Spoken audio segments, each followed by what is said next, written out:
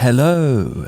Today we have an exciting conversation with a friend from Texas in the USA. He explores different cultures around the world on his YouTube channel. We have 4 different parts. First, meeting Joseph, then his home state in America of Texas. Part 3 is Joseph's amazing experiences in the small communities and villages of Southeast Asia. Part 4 is his work at Yellowstone National Park in America and his job as a tour guide and the super volcano there. Sometimes it is at 0.9 speed to help you understand. Remember, you can change the speed on Spotify, YouTube, Castbox, etc. Okay, enjoy!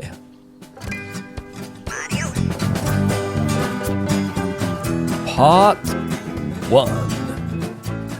Hello everyone and welcome to Simple English Listening, intermediate English listening, where we can learn English and also learn about the wider world at the same time.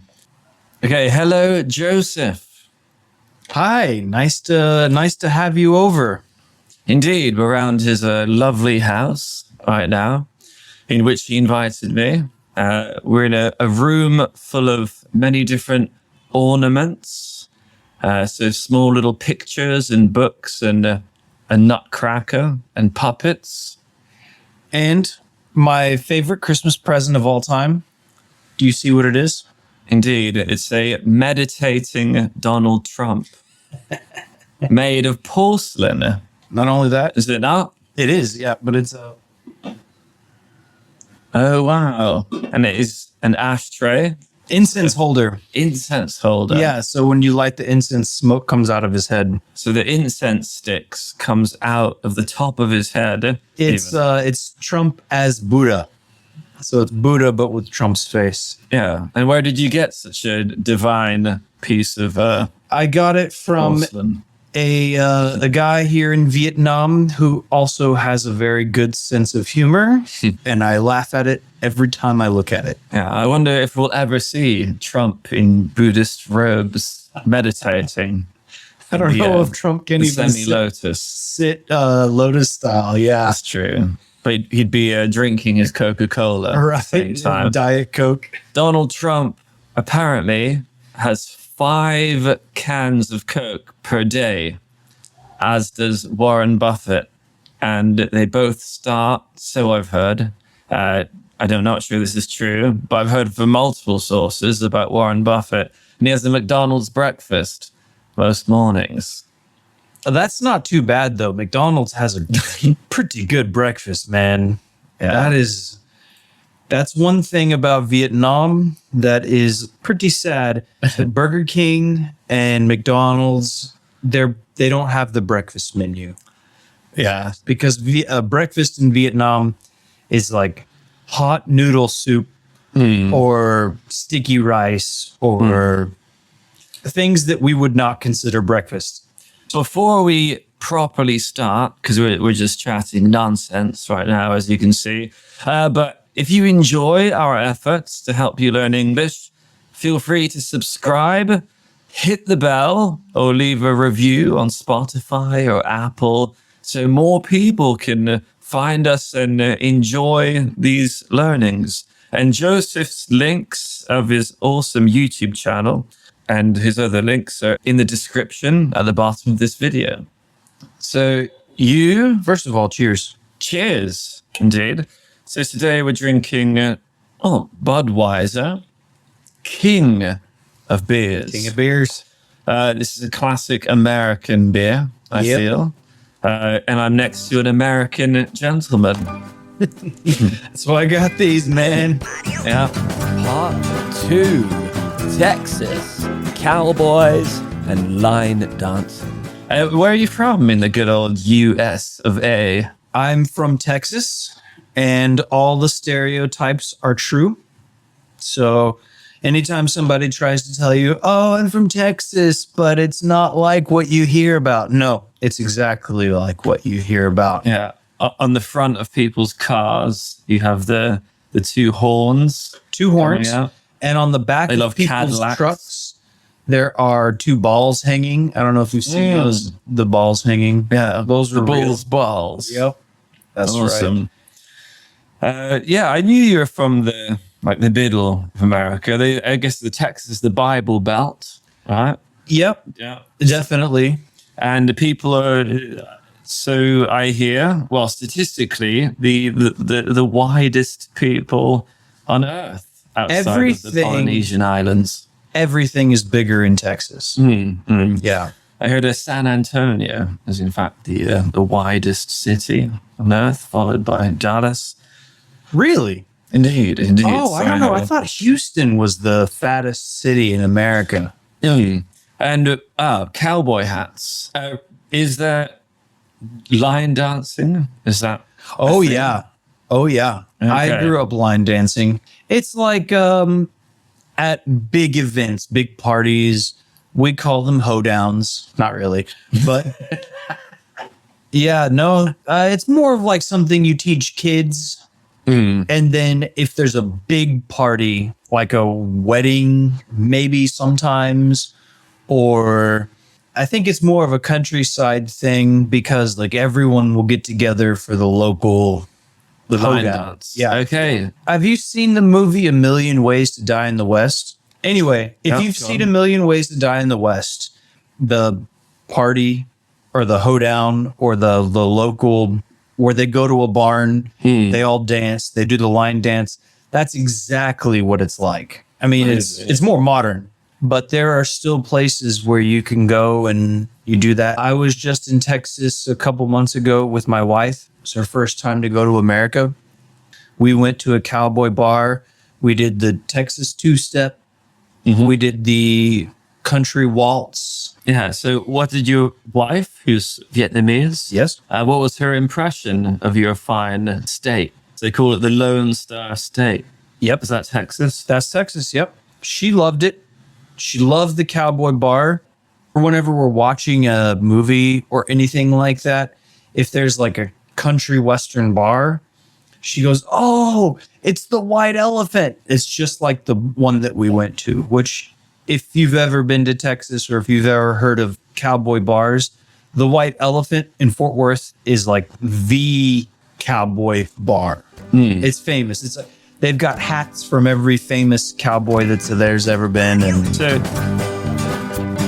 fascinating small communities in Vietnam and Myanmar. In his YouTube channel, Joseph explores different parts of Vietnam and he shows us parts of Vietnamese culture. Even as I've lived here for 7-8 years, he shows us all kinds of things that many of us didn't know existed, and it gives us a new appreciation for all the different ethnicities and cultures. And so as he goes, he helps people cook and explore their local area and find different materials to do all kinds of things. You seem like such an explorer, and I always notice your cowboy hat in every episode. yes, yeah. That's awesome. Yeah, that's actually called a Panama hat. But a lot of people in Vietnam, they see a white guy, tall white guy, and they see the hat and they go, "Oh, cowboy, cowboy." Oh, it's a great thrill. Oh, It's a yeah. novelty thrill for them because they've probably never seen a white man in a cowboy hat Yeah, with an that's- American accent. That's for sure. Yeah. But I do have a cowboy hat. One of my most recent videos was about the culture, actually where I'm from in Texas, shaping hats and kind of the history of cowboy hats. And that's that one right over there. You can see. Oh, beautiful. Yeah. One of the cool things that I really like about Vietnam, some people get to experience it when they travel here, but it took me a long time, is Vietnam is not just Vietnamese people. It's, I don't know, 52 or 54 different ethnic groups.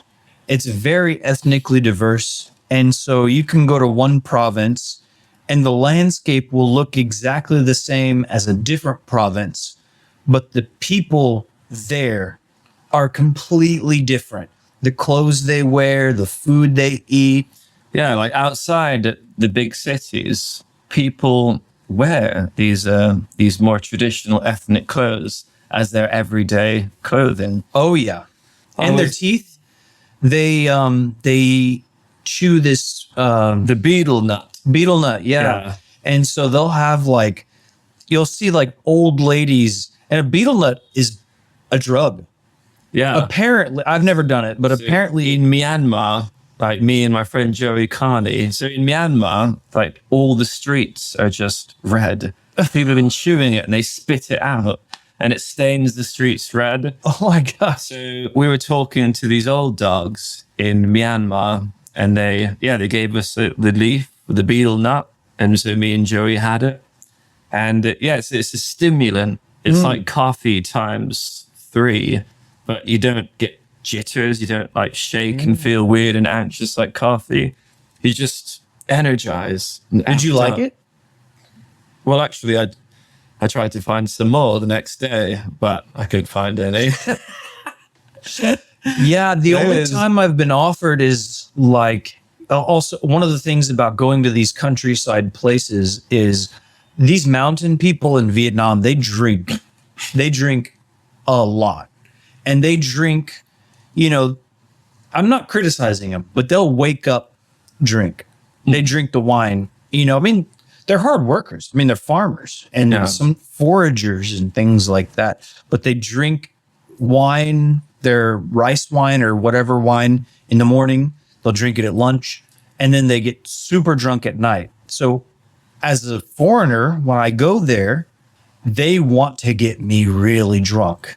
And then oftentimes whenever they offer me that betel nut, it's when I've been drinking. And I'm like, is this gonna Hesitant about is this- mixing the two. Yes. Is this going to make me like, whoa, crazy, Yeah, yeah. like sick or Chatting complete no? nonsense. I'm like a maniac. yeah, I'm afraid I'm going to get like spinning and who knows. And Yeah. like they don't.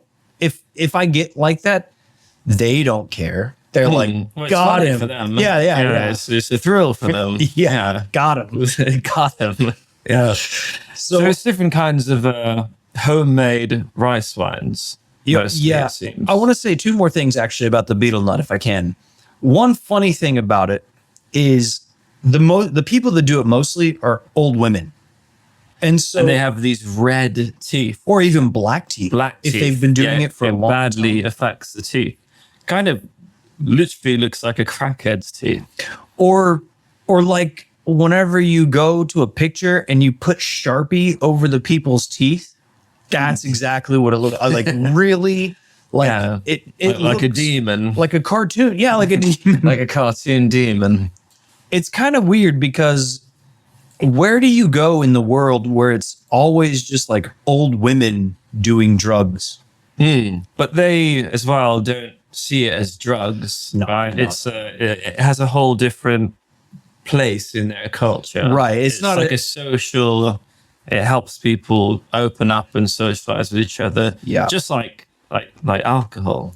Do they have the neck rings? I've never in seen Vietnam. I've never Okay. seen that. So in Myanmar and some parts of Thailand, women put rings around their neck, types of metal, and this elongates, makes their necks longer.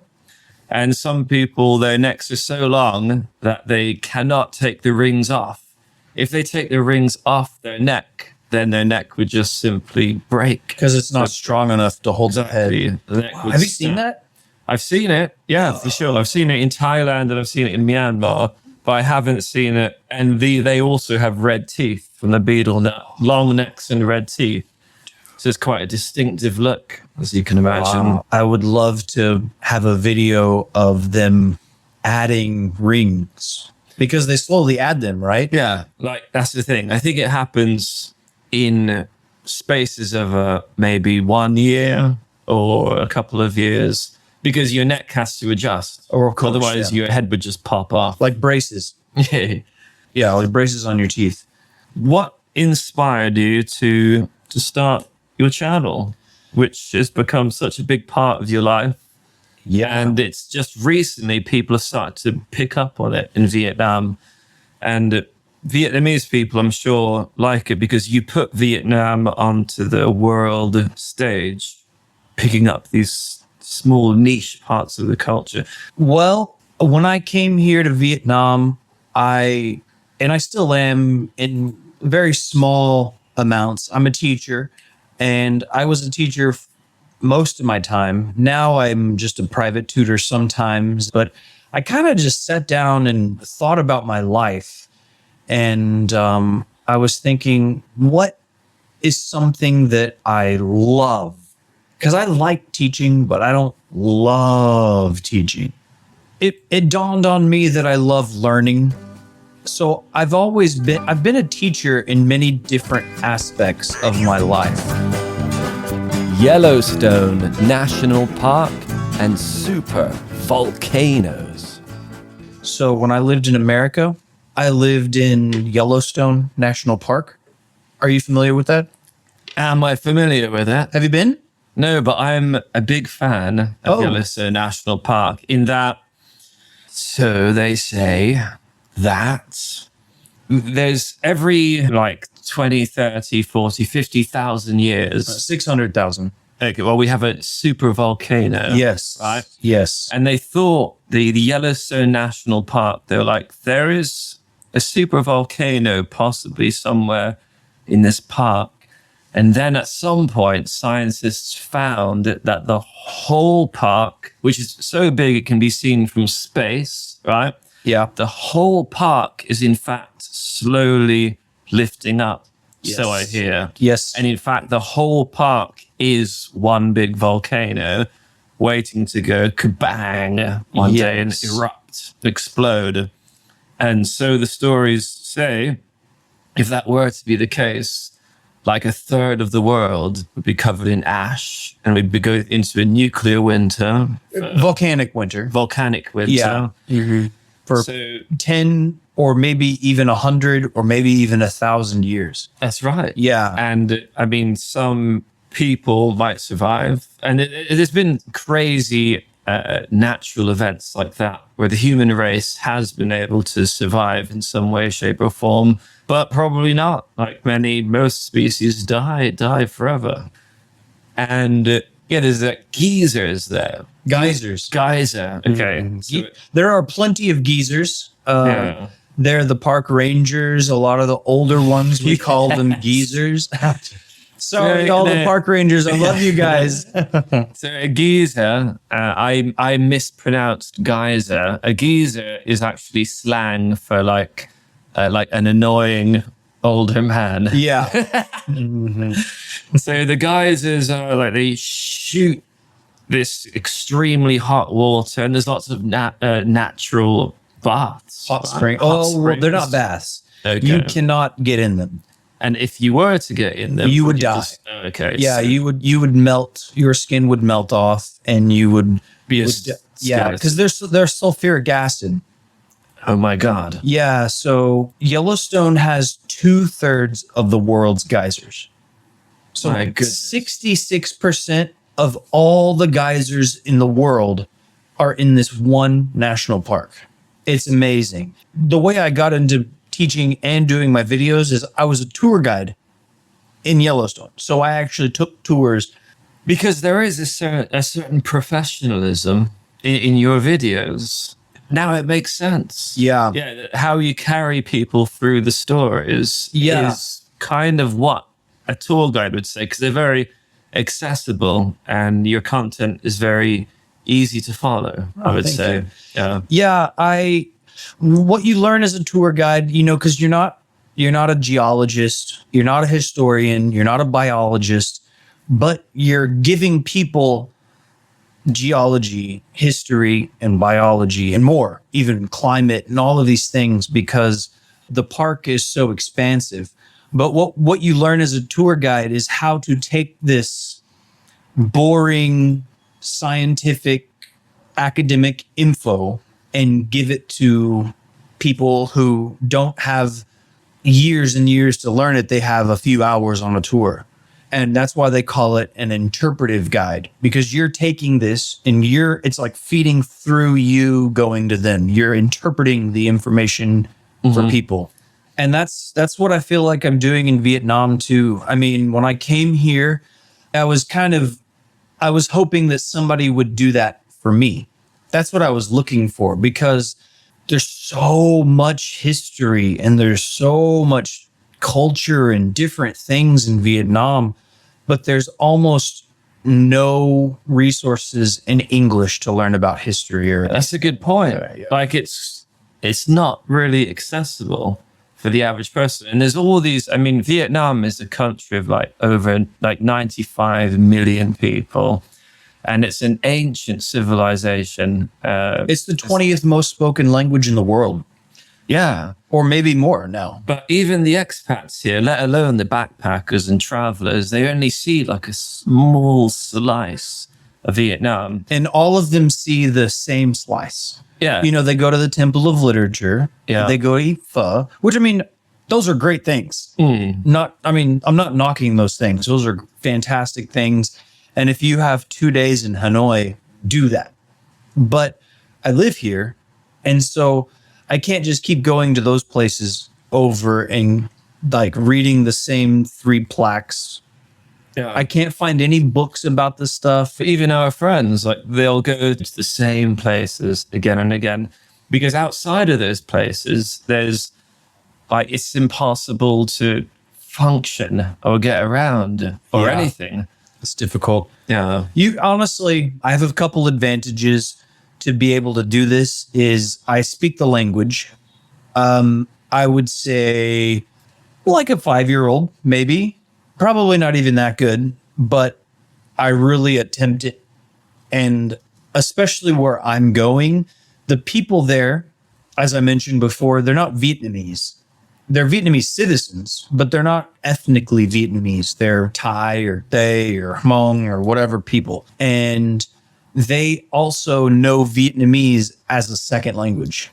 I see. And so we're both speaking a second language. So they speak a slower, and they don't have a huge vocabulary like me. They know what a learner of the language is going to say. They know the basic phrases. And so actually, when I go to the countryside, even though they might not be the most educated people, they might not be the most well-spoken people, or even they might not have ever even met a foreigner before, but I can communicate with them really easily. And I'm sure they have all kinds of like ancient wisdom, you know, that like the kind of globalized, like so-called educated system doesn't really pick up on. That's funny you say that, because some people might find this strange, but I love the weird alternate history type things, like, you know, who really built the pyramids? You know? Same. It's fascinating. Love that stuff. Yeah. Love that stuff. Who really built the pyramids? And Atlantis? Or was there an intelligent human civilization here before our civilization? What evidence is there around the world? And what evidence can be found in small communities around Southeast Asia? Or of earlier intelligences on planet Earth?